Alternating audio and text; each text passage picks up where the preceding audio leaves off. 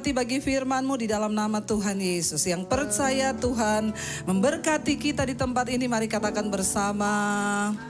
Amin. Tepuk tangan buat Tuhan Yesus. Ya, terima kasih. Ya, luar biasa kita mengalami lawatan Tuhan. Shalom Bapak Ibu. Apa kabarnya hari ini?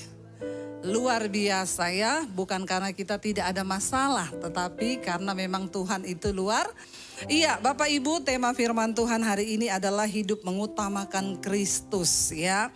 Banyak orang bisa berkata bahwa dia hidup mengutamakan Kristus, tapi seperti apa hidup mengutamakan Kristus? Kita tentunya akan belajar dari firman Tuhan. Mari buka bersama Kolose pasal yang pertama. Kita akan baca mulai ayat yang ke-15. Ini mic saya tolong gak usah dipakai ho ya. Mas sound system ya.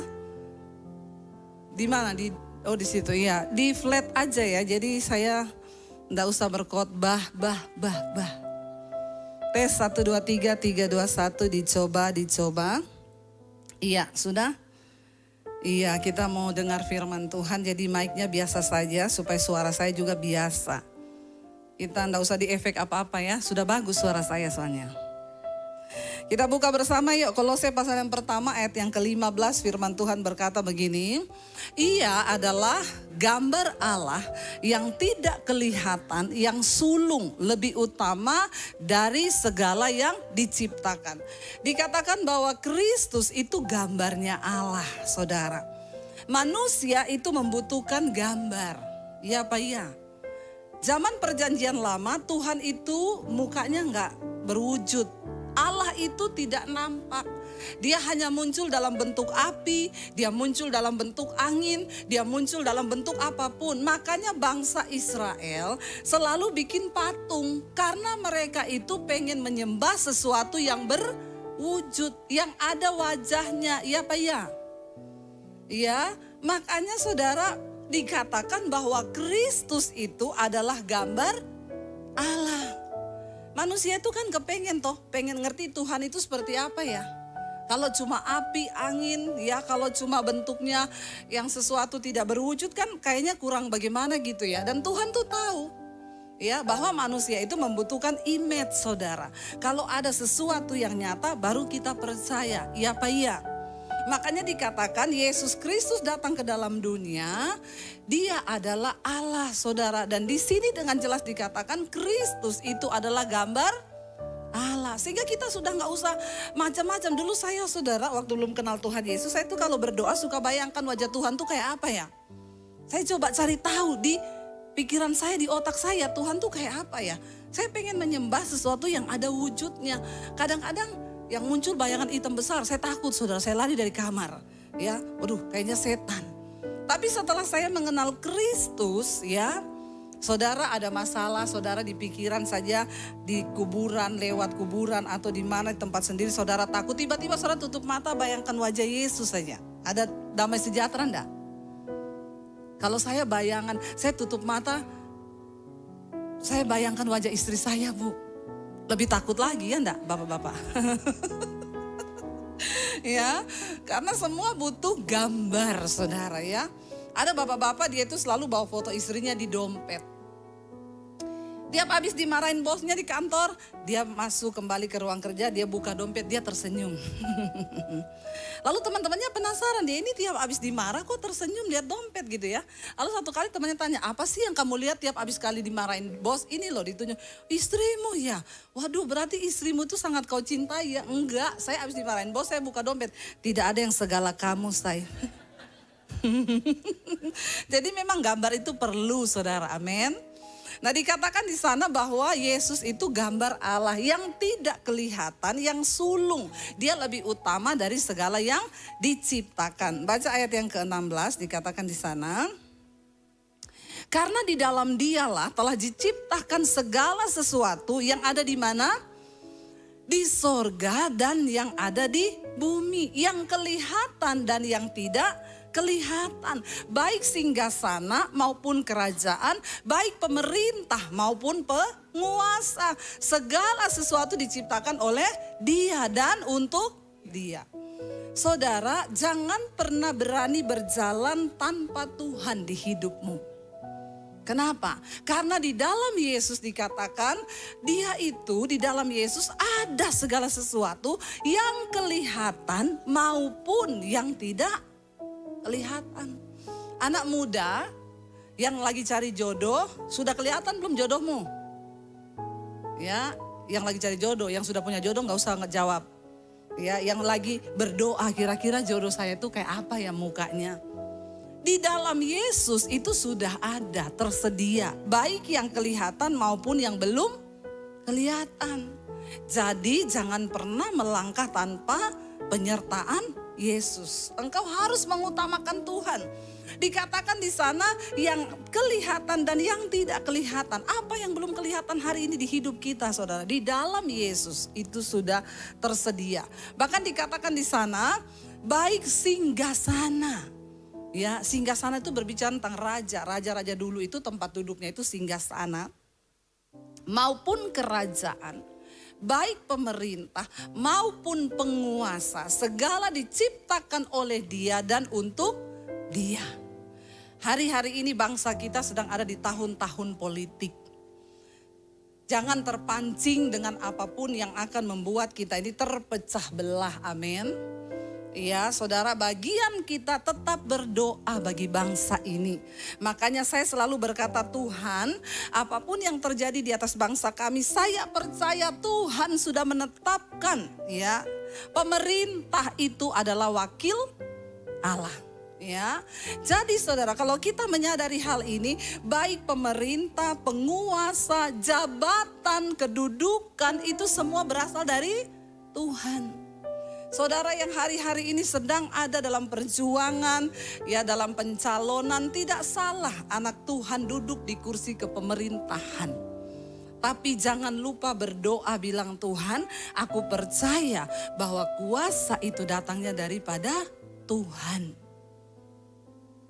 Kursi, kepemerintahan, penguasa, kerajaan, semua itu dari Dia. Dan kalau satu saat engkau duduk di kursi kepemerintahan, ya, jangan lupa Alkitab ini berkata dari Dia dan untuk Dia. Banyak orang itu ya minta didoakan sama saya. Bu Debbie, saya ini lagi mencalonkan. Doakan ya Bu. Nanti Bu, kalau saya jadi, ya nanti saya akan begini, saya nanti bantu pelayanan begini. Ya saya cuma bilang iya, yang penting ngomong sama Tuhan. Ya, jangan ngomong sama saya. Karena pilkada sama pilkabe itu beda tipis. Ya, kalau pilkabe itu lupa jadi, pilkada jadi lupa. Tapi anak Tuhan tidak boleh lupa. Engkau diutus Tuhan duduk di kursi pemerintahan karena ada maksud Tuhan. Pakai sungguh-sungguh jabatan itu terutama untuk memuliakan nama Tuhan. Jangan mempermalukan Tuhan. Banyak orang saudara dikasih kepercayaan jabatan tapi pada akhirnya mempermalukan Tuhan. Jadi orang bilang tuh orang Kristen loh, orang Kristen lagi. Kita semua berdoa supaya anak-anak Tuhan tidak berdosa, saudara. Saudara duduk di kursi pemerintahan, kita semua bangga. Biar semakin banyak anak Tuhan yang dipakai Tuhan di atas negeri ini, amin. Tapi jangan engkau lupa bahwa kuasa itu dari Dia dan hanya untuk Dia. Kita lanjut saudara, ayat 17. Semakin panas di sini ya. Lampunya itu loh saudara ya, haleluya. Baca bersama ayat yang berikutnya. Ia ada terlebih dahulu dan segala sesuatu ya, dari segala sesuatu dan segala sesuatu itu ada di dalam Dia, dikatakan. Kenapa Dia harus yang utama saudara? Ayat 18 berkata, sekarang ayat 18. Ia adalah siapa? Ialah kepala tubuh, yaitu jemaat. Ia yang sulung, yang pertama bangkit dari antara orang mati. Sehingga ia lebih utama dalam segala sesuatu. Dikatakan Dia itu adalah kepala tubuh, yaitu jemaat. Jadi jemaat itu, makanya Pak Konrad selalu ngomong, jemaat ini adalah milik Kristus. Makanya pendeta enggak usah berantem rebutan. Ya, karena kita tahu jemaat itu milik Kristus, Dialah kepala. Kalau semua pendeta menyadari bahwa jemaat itu milik Tuhan, kita enggak usah berantem toh. Puji Tuhan kalau di gerejamu dia bertumbuh, dia semakin diubahkan, puji Tuhan. Ya, kan harusnya begitu. Jangan berantem, saudara. Ada jemaat pindah terus kita berantem, jemaat saya pindah di sana. Yesus adalah kepala tubuh, yaitu jemaat. Dikatakan dia yang pertama bangkit dari antara orang mati. Ya, dikatakan Yesus yang pernah turun ke dalam dunia orang mati, dan dia yang pertama bangkit, dan dia yang sudah naik ke sorga. Hanya orang yang pernah ke sorga, yang datang dari sorga, yang bisa tunjukin jalan ke surga. Lalu dilihat saudara, ayat yang ke-19 dikatakan di sana, karena seluruh kepenuhan Allah berkenan diam di dalam dia. Saudara, kenapa kita harus mengutamakan Yesus dalam hidup ini? Karena seluruh kepenuhan Allah itu ada loh di dalam Kristus. Apa yang Tuhan gak bisa lakukan? Apa yang Allah gak bisa sanggup lakukan dalam hidup kita? Dia berdiam di dalam Yesus. Karena itu jangan saudara sepelekan nama Yesus. Saya itu saudara, orang mau bilang Yesus bukan juru selamat, Yesus bukan Tuhan. Saya ini sudah mengalami saudara. Saya doakan orang kerasukan ya. Kita ngomong saja dalam nama Yesus, dia teriak panas. Saya pernah coba dalam nama Daniel. Dia ketawa, saudara, itu setan. Ya, saya sebut lagi dalam nama siapa? Debbie. Ya, ketawa, dia terbahak-bahak. Nggak ada kuasa, tapi begitu kita sebut dalam nama Yesus, itu orang kerasukan bisa teriak, panas. Berarti nama itu ada kuasa. Makanya jangan sepelekan nama Yesus. Utamakan Kristus dalam hidup kita. Karena di dalam dia itu, ya Allah itu berkenan dipenuhi loh. Kepenuhan Allah itu ada loh di dalam Yesus. Itu wow, luar biasa. Kita baca ayat yang ke-20 saudara. Firman Tuhan di sana berkata begini saudara. Baca bersama 1, 2, 3. Dan oleh dialah ya ia memperdamaikan segala sesuatu dengan dirinya, baik yang ada di bumi maupun yang ada di sorga. Sesudah ia mengadakan pendamaian oleh darah salib Kristus. Jadi saudara, di dalam Kristus itu ada pendamaian. Manusia yang paling sial di dunia ini adalah orang yang hidupnya itu bermusuhan dengan Tuhan. Ya, itu engkau paling sial hidupmu. Hati-hati saudara, jangan sampai kita ini punya agama tapi ternyata kita ini bermusuhan dengan Tuhan. Dikatakan di dalam Yesus itu ada perdamaian. Lewat darah Yesuslah hidup kita diperdamaikan dengan Allah. Lewat Kristuslah kita menerima kasih karunia. Tanpa kasih karunia hidup kita ini celaka saudara. Orang yang bermusuhan dengan Tuhan artinya apa? Hidupnya di bawah kutuk, hidupnya tidak menerima anugerah, dia berada di bawah kutuk dosa dan percuma semua yang kita lakukan. Tetapi dikatakan di dalam nama Yesus itu ada perdamaian. Kita ini diperdamaikan. Yesus memperdamaikan segala sesuatu itu dengan dirinya. Saudara, orang itu kalau hubungannya dengan Tuhan rusak, dengan sesama juga pasti rusak, ya.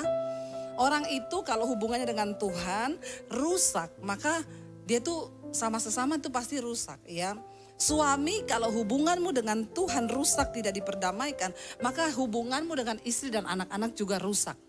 Ya coba saudara, kita cek saudara, orang yang hidup jauh dari Tuhan, tidak mungkin hidupnya itu membawa damai sejahtera, tidak mungkin.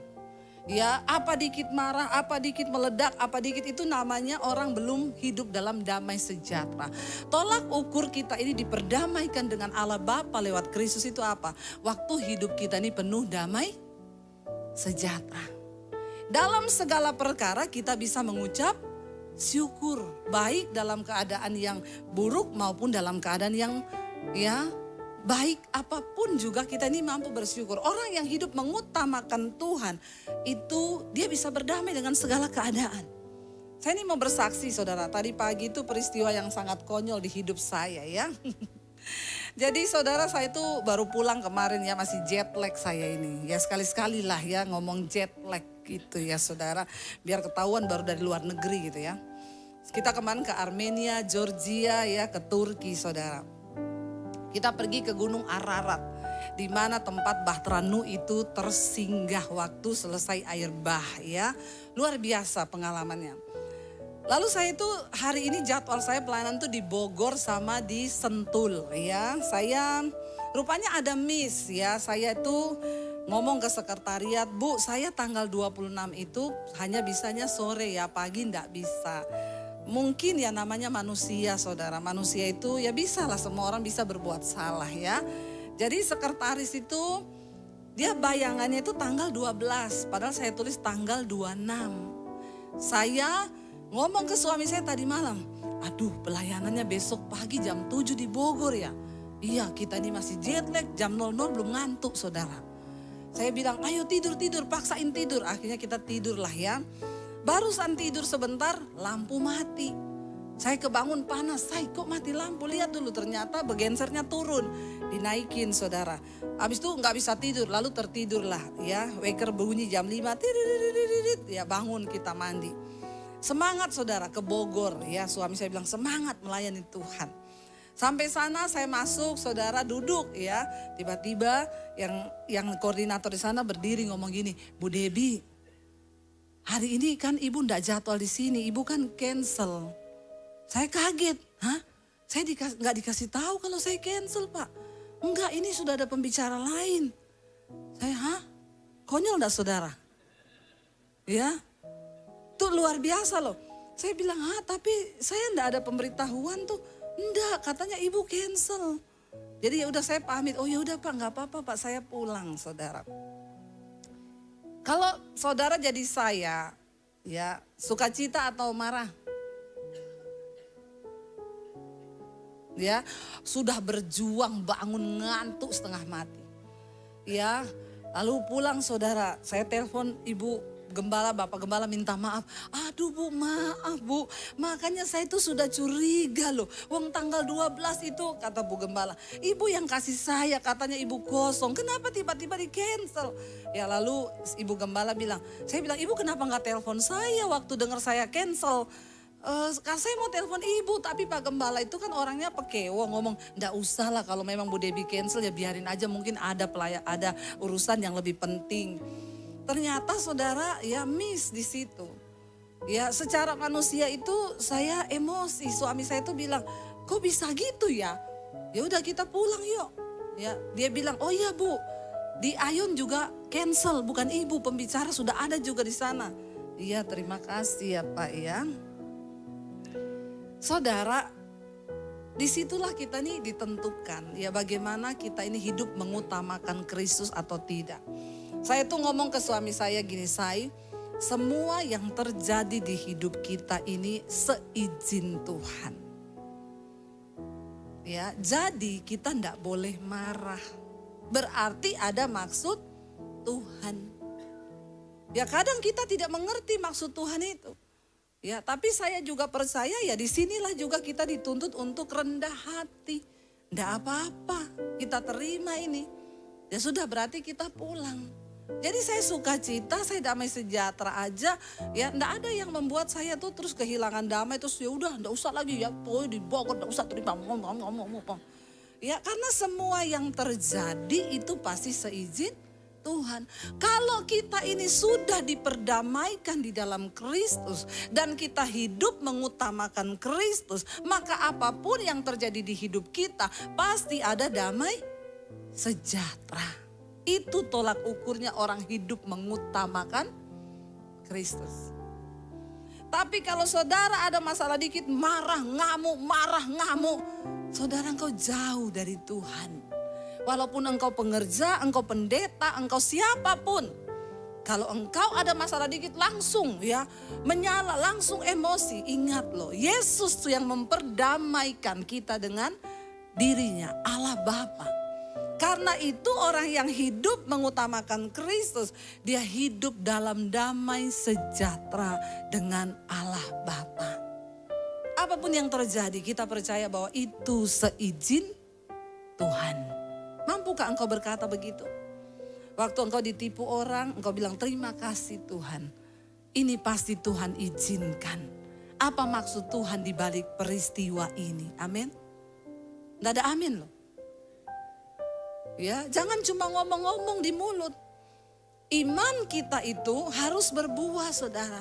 Kita lihat ayat yang berikutnya, ayat 21. Ya, dikatakan di sana, ya, juga kamu yang dahulu hidup apa? Jauh dari Allah, dan yang memusuhinya dalam hati dan pikiran seperti yang nyata dari perbuatanmu yang jahat. Dikatakan ayat yang berikutnya, sekarang diperdamaikannya di dalam tubuh jasmani Kristus oleh kematiannya. Untuk apa?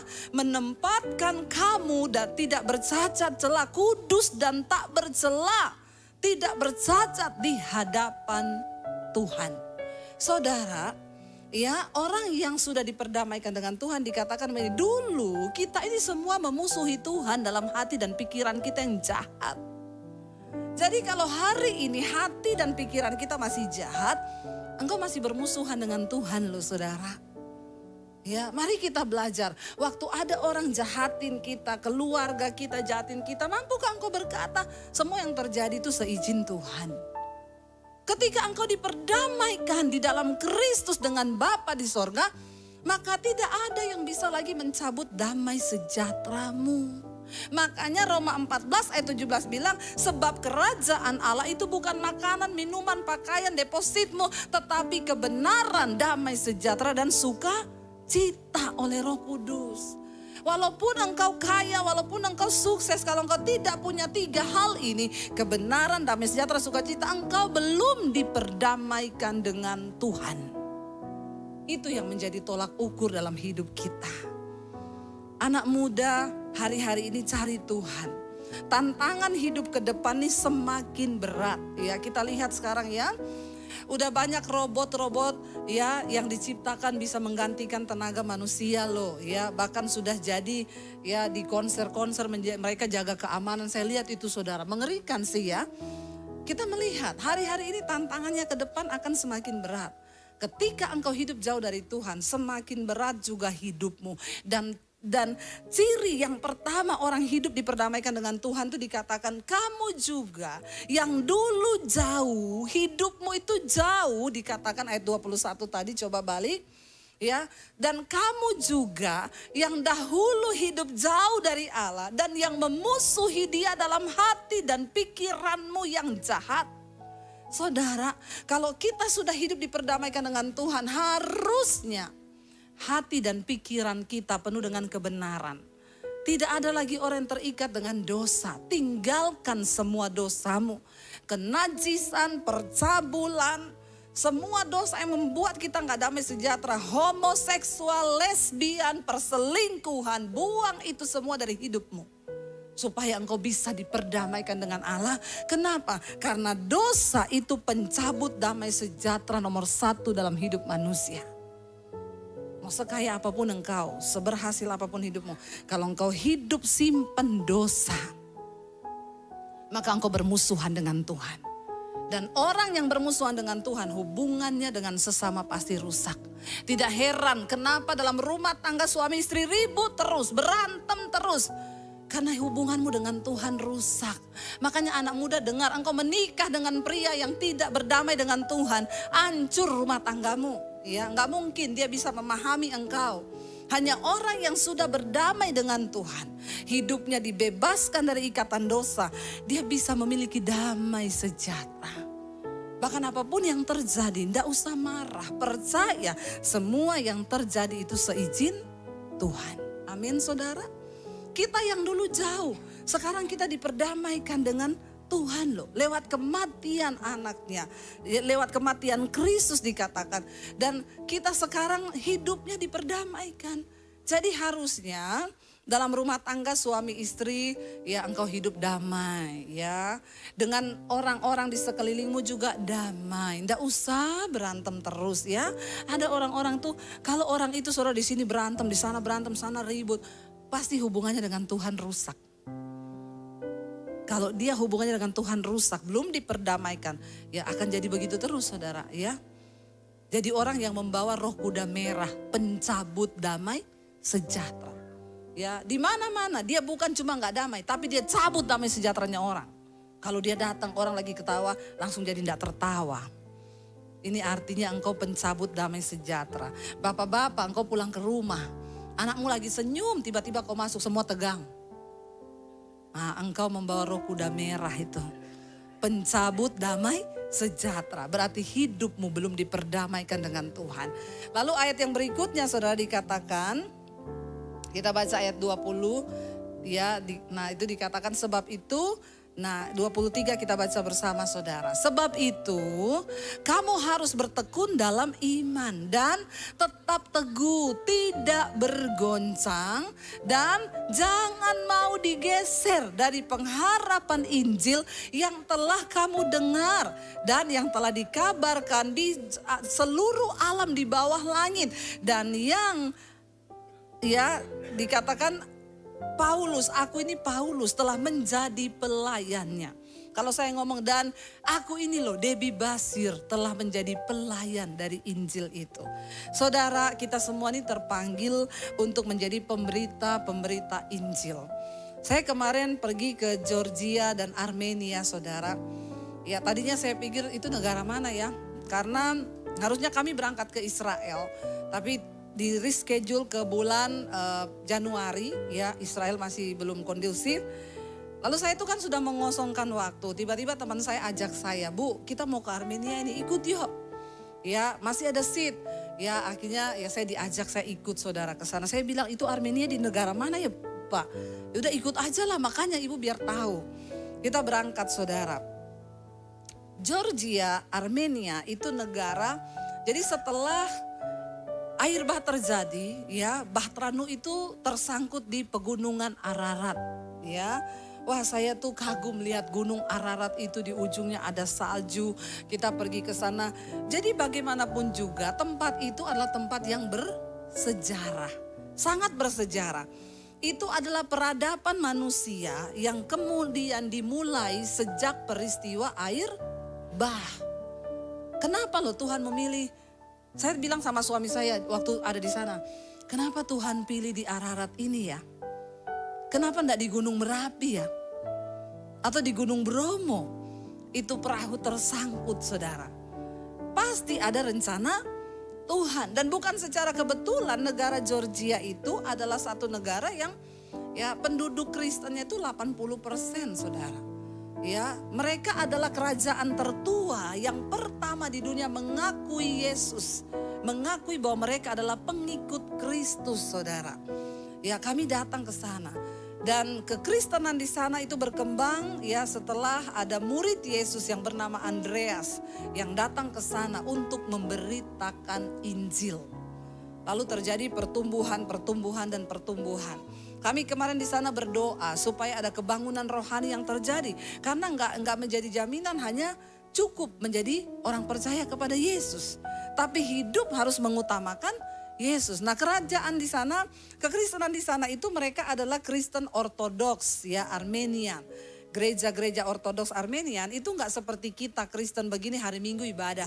Mereka tuh gereja dibuka tiap hari. Ya, tiap hari buka. Jadi setiap orang bisa datang sama Tuhan kapan saja dia mau datang. Ketika dia ada masalah, dia datang. Mereka tuh saya lihat saudara, datang ke gereja itu hanya datang, lalu pegang salib, lalu doa sebentar, lalu pergi. Ya, pokoknya dia tiap hari harus tor muka sama Tuhan. Ya, tapi kan sebenarnya tidak cukup hanya seperti itu. Hidup mengutamakan Kristus, kita nih harus berbuah dalam iman kan. Karena sudah tidak ada tantangan lagi kekristenan di sana. Jadi kekristenan yang biasa-biasa saja. Ya saya melihat itu wow Tuhan. Tapi karena ada murid Yesus, Andreas yang pergi ke sana untuk memberitakan Injil. Makanya mereka boleh mengenal Kristus di negara itu. Saudara dikatakan karena itu Rasul Paulus bilang kamu harus bertekun dalam iman. Tetap teguh, tidak bergoncang dan jangan mau digeser dari pengharapan Injil. Anak-anak muda jangan hanya karena pacar ya. Terus engkau berkata ya enggak apa-apa lah ya masih pacaran kok dengan yang tidak seiman.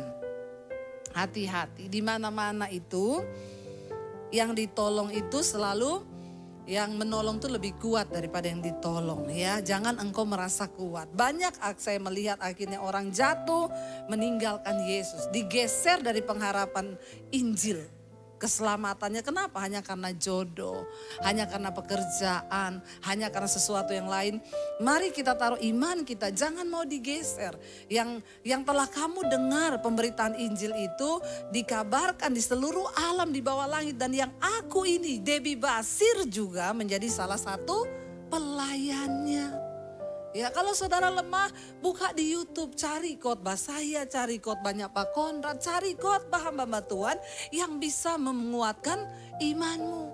Ketika engkau lemah, sekarang gak ada alasan untuk kita ini gak bertumbuh, saudara. Sekarang ini engkau lemah, tinggal putar, cari judul di mana aja tuh, judul banyak loh sekarang di YouTube, ya, khotbah tentang ya kepahitan, klik muncul semua tuh pendeta, tinggal saudara pilih mana yang cocok. Kebangetan kalau hari-hari ini iman kita tidak bertumbuh. Saudara harus bertekun di dalam iman. Jangan hanya punya iman loh, tapi iman itu harus tumbuh. Karena ketika Tuhan datang, yang dicari dari hidup kita ini adalah apa? Buah dari iman itu. Tidak cuma hanya beriman, saudara. Dikatakan di sana ayat 24, kita lanjut saudara, kita lihat. Apa kata firman Tuhan? Ya, dan sekarang aku bersuka cita, ya, kata Rasul Paulus, ya. Sekarang aku bersuka cita bahwa apa? Aku boleh menderita karena kamu, ya, dan menggenapkan dalam dagingku apa yang kurang pada penderitaan Kristus untuk tubuhnya, yaitu jemaat. Saudara, kita berdoa. Ketika kita hidup mengutamakan Kristus, kita percaya kita juga diberi kekuatan untuk menderita bersama-sama dengan Dia. Saya berdoa dalam segala keadaan apapun, mari kita semakin bertumbuh dalam iman. Ya, ingat engkau harus hidup dalam damai sejahtera. Karena salah satu ciri utama orang diperdamaikan dengan Kristus, hidup mengutamakan Kristus, harus ada damai sejahtera dan sukacita di dalam hatimu. Coba lihat kanan kirimu, bilang hidup dengan sukacita ya, sambil kasih senyum coba ya. Sekarang ini orang senyum aja susah loh saudara ya. Terutama suami istri ya. Lihat-lihatan, bilang istri lihat suaminya, suami lihat istrinya. Ya, jangan cuma melengos. Ya, lihat tatap dengan penuh arti mata istri dan suamimu. Ya, coba bilang say, kita hidup damai sejahtera ya. Coba lihat-lihatan. Jangan lihat istri orang, lihat istrimu sendiri. Jangan lihat suami orang, lihat suamimu.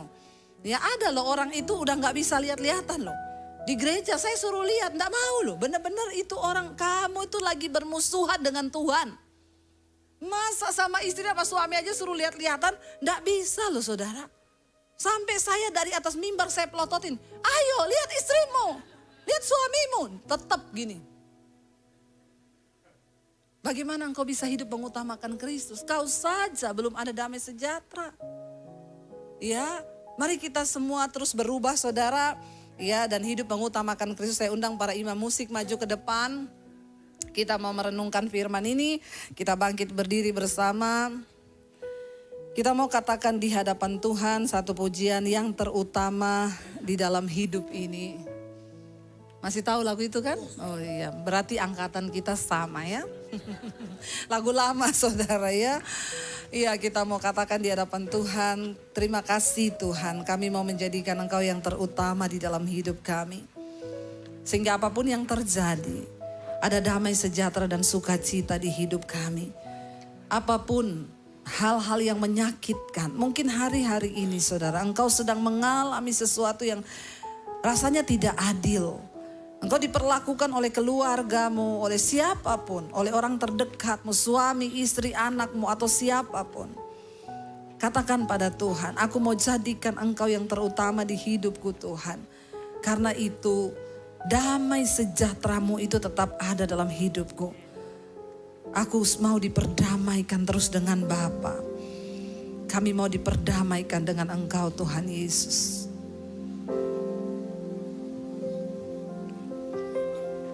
Yang terutama di dalam hidup ini, meninggikan nama Yesus. Lewat hidup kita kita meninggikan yang terutama di dalam hidup ini, memuliakan namanya. sekali lagi katakan di hadapan Tuhan, yang terutama di dalam hidup ini, memuliakan nama Yesus. Yang terutama Tuhan, Terutama di dalam hidup ini, memuliakan namanya. memuliakan Mari angkat tanganmu. Haleluya, haleluya. Saya mau cinta Yesus. Haleluya, haleluya. Saya mau cinta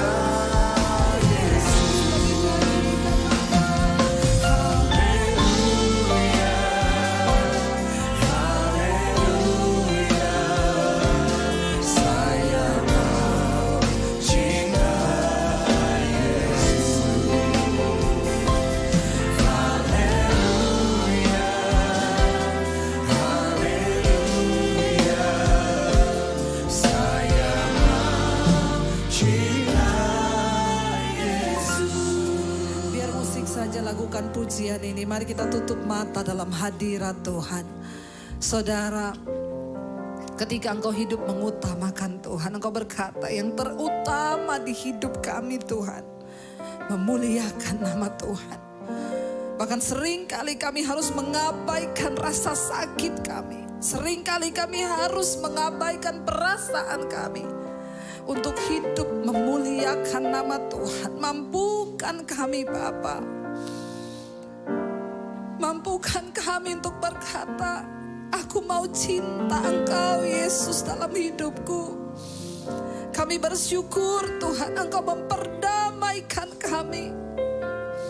Sebab apa arti hidup kami jika kami tidak diperdamaikan dengan Allah Bapa di sorga. Hari-hari ini ada banyak hal yang mencoba merampas damai sejahteramu saudara. Jangan tertipu dengan iblis hari-hari ini. Sebab iblis bertujuan mencabut, merampas damai sejahteramu. Karena dia tahu itu adalah perkara sorgawi yang dunia tidak bisa berikan. Engkau tidak bisa membeli damai sejahtera dengan uang. Engkau tidak bisa membeli damai sejahtera dengan jabatan yang kau punya. Sebab damai sejahtera itu hanya datang dari Tuhan Yesus Kristus, yang adalah sumber damai sejahtera itu. Hari ini katakan, Tuhan, kami mau terus hidup berdamai dengan Engkau. Kami mau menjaga damai sejahtera sukacita yang ada di dalam hidup kami. Jadikan hidup kami menjadi berkat bagi banyak orang. Di tengah keluarga, rumah tangga kami. Bahkan bagi orang di sekitar kami. Mampukan kami Tuhan. Bahkan kalau ada yang terikat dengan dosa-dosa, hari ini Engkau lepaskan Tuhan. Merdekakan setiap kami supaya ketika Engkau datang, Engkau yang sudah membawa hidup kami kudus dan tidak